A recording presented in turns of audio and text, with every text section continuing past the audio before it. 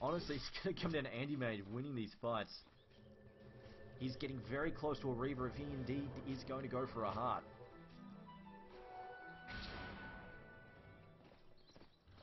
That said though, can they pick up another free Roshan? It looks like it, although that said, Tynadus doesn't have Ravage this time, and of course, Andy Mage is big enough to go and fight them. I think Andy Mage may gun for it this time around. He's got BKB, he's got his Mantis-Staff as well. He's going to dive in there, goes after the Enchantress. Enchantress now backing off very wisely. Thunder running in. Decides not to go all the way. There's a BKB there from Leshrac. Leshrac trying to take out Chen, throws in the stun. Splitter does hit Chen. Chen pops a mech though in time. Shackle Shot hitting down two dire heroes there. And Tynadus still 40 seconds Ravage. That will be a complete knockback from this fight. Waveform forwards. Crystal Maiden goes down to an adaptive strike. And now Andy Mage blinking away, taking a fair bit of damage. Roshan still up and running. Another gush there. And it looks like the Radiant, they have been chased off. They will not be returning. They decide, you know, okay, let's let them have it. We'll back up here. Roshan has fallen to the dire. Aegis the Immortal does fall to Roshan there. Roshan being taken out. Who picked up? I think it's from Morphling again. The cheese has been given to Broodmother. I actually wonder if they give one to Chen. Not to Chen, to Leshrac, sorry. 4 legs. Dire's bottom tower is under attack. See, the delusion is always painful. The fatter Andy Mage gets, if he gets a heart, oh boy, the raw health is definitely a big deal. Are fortified. Dire's bottom Andy Mage is doing a bit of the split pushing, is just trying to threaten that top tower, but the issue is the barracks is under threat. He cannot afford to try and trade. He does need to teleport back, but he doesn't have a scroll. Oh no, this is a terrible result. Andy Mage, without the scroll, is not going to be here for the fight. They are going to lose the barracks, but looks like unless he can pull out an amazing defense here, the barracks will fall. Morphling, though, changes tacks. What is going on here? They're going to wait for the Spiders to try and clean this up. They go into the fight, lose Broodmother, lose Enchantress, and the barracks goes down. Fortunately, Spiders clean it up. Wow, Moscow 5 retreat. There's the Ravage, catches out the Andy Mage. Can they bring him a hand? It got being popped there by Chen. And now we've got Leshrac charging in. Broodmother didn't even manage to pop her BKB or the cheese. That is unfortunate indeed. But at the very least, they got the melee barracks. And this could have been avoided. Andy Mage did not have a teleport scroll. I swear to God, he was teleporting back. He must have misclicked. He must have misclicked and cancelled the teleport. I cannot imagine any sane reason for him not to teleport back there. Haste.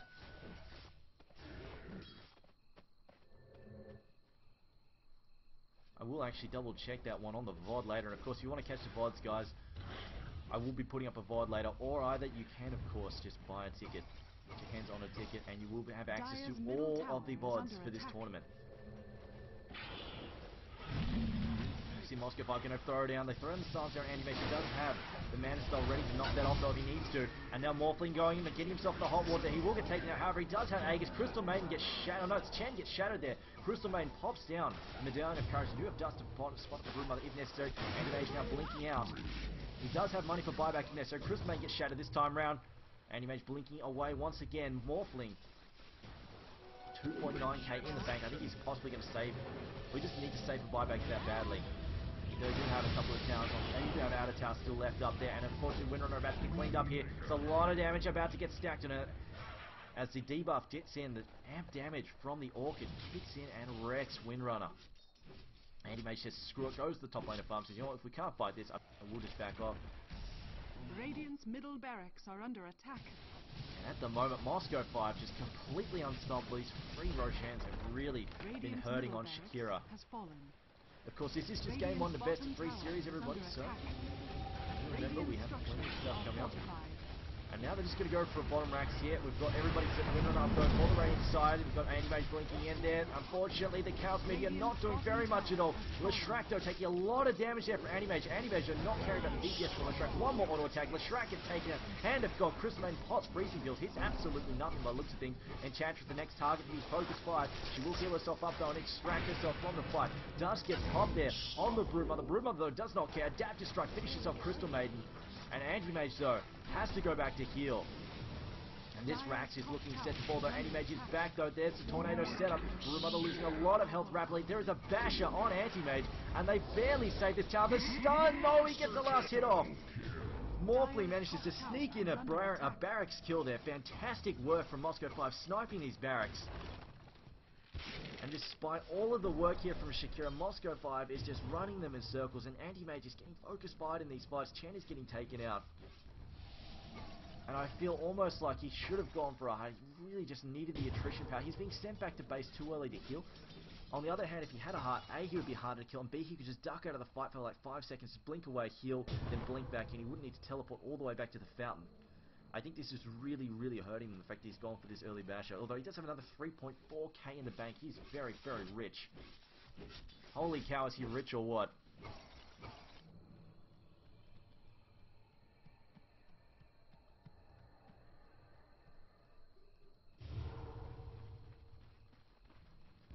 See here, Shakira going to make a last-ditch attempt on mid. They're going to try and force a fight here. It moves quickly.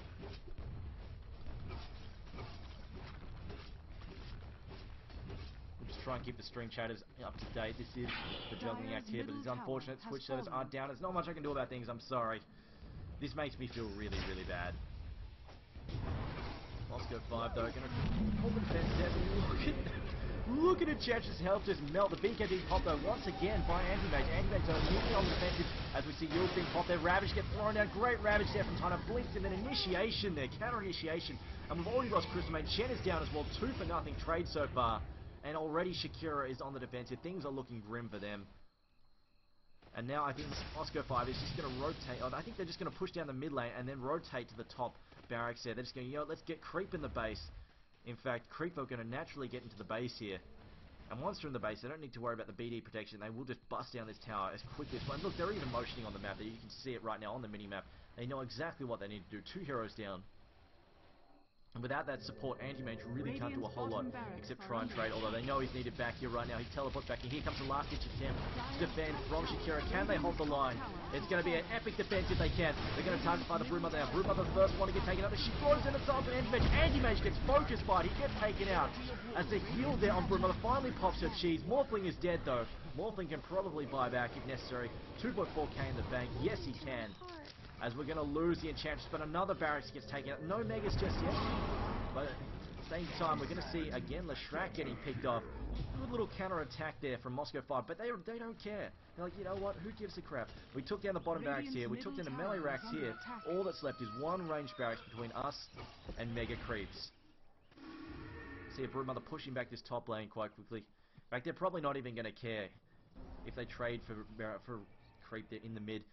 Now there should be a buyback on Morphling. Yeah, you see there, buyback, 1300 gold. Morphling buying back. They're all ready to go. Leshrac doesn't have buyback money, though. Neither does Enchantress, but I think they have the firepower here to defend, to hold the line. Tidehunter does also... Whoa, wait a minute. What was that? Tidehunter bought himself a D-Mage? No, then he sells it. Misclick gets a Mystic Staff. It's there. Morphling now trading hits there. Tidehunter, though, doesn't have Ravage. It's still good 30 seconds away. Teleport coming in here. See Boots of Travel being used here on Windrunner. The mobility is definitely quite important.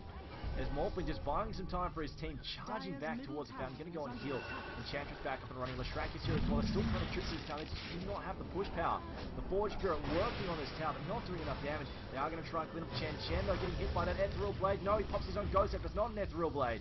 It's a Ghost Step and try and save himself. It does work almost, except Edict chases him down. Leshrac gets the kill with a split. Fantastic work in Moscow 5. Going to give chase though as well to Invoker. Ghostwalk to save his life. And Windrunner also going to run for a life. Tidehunter gets another kill as they run down Crystal Maiden. Honestly, oh, there was no way she was getting out of that. You look at that, so squishy. She's got a bracer and a magic wand to keep herself alive, and that's it. No force staff, nothing. This is definitely unfortunate for them. And now Moscow 5, they sense blood, they know where they need to go. Again, this top racks, all they've got to do is focus fire down this range barracks, and then they've got the game dead set in the bag. There is very, I don't think there's any way for them to lose it once they get up there, once they get this top racks. Especially since Morphling's definitely getting farmed. He's also picked up an Eagle Song now as well. So there you go. This Rax is finally going to cut through this Rax. Although they do pop the flip to try and hold this up. We see Morphling ducking back there. Anti-Mage trying to get in the top of it, but the physical DPS is too strong. There's another Deafening Blast. Meteor combo. It doesn't pay dividends at all. Forced up away there. And there's the Mega Creeps. It's pretty much GG at Ravage. They're going to catch out a ton of heroes. Great work there from Tony. His initiation have been spot on this match. GG go next from Shakira. And we will be moving into game 2. Of course, this is just game 1, the best of 3 series. Congratulations, though, to Moscow 5, kicking things off 1-0. It definitely was looking hairy for them at the start. A 4-0 start in favour of Shakira was not looking good for them, but they did what they needed to do, which was push, push, push. Put a lot of pressure on. And that push, even though Morphley did not fire particularly well at the start, he really did get manhandled by the team, causing a lot of trouble. Brewmother also off to a bad start. Those early towers made all the difference. They pushed where they needed to, defended against the enemy pushes where they needed to, well, did not give away the early towers. They took 5 towers before even sacrificing one. Really good play there from Moscow 5, and that is honestly, those early towers were what sealed them this game. And of course, guys, my name is TriumphMan. I will be moving in the next game. Of course, follow me on Twitter. I am TriumphMan on Twitter, and make sure you follow the Premier League on Twitter as well as Facebook. Make sure you comment on all their Facebook updates. It really does help them attract sponsorships and the like to put up more and more great tournaments for you to watch.